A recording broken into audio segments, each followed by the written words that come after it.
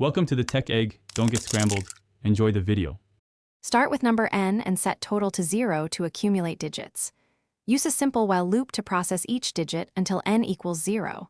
Compute last digit equals n%10, and then add last digit to total each iteration. Update n with n equals n/10 to drop the process digit. For example, input 12,345 produces digits 1, 2, 3, 4, 5, and yields a total of 15. This method runs in O(D) time where D is digit count.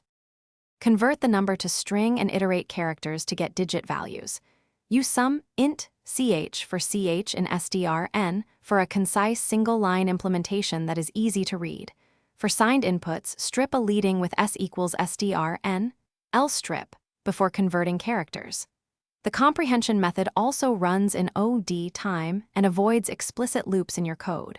For example, str 12,345 yields 12,345, and sum gives 15 quickly and clearly.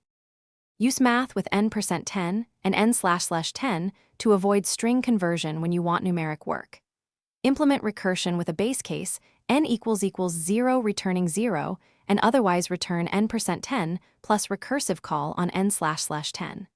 This recursive approach mirrors the iterative loop, but uses call stack for depth equal to digit count. Watch for input 0 and negative values. Handle negatives by taking abs n first. For very large integers, iterative math is memory efficient and runs in O(D) time. Thanks for watching. Consider subscribing if I helped unscramble your problems.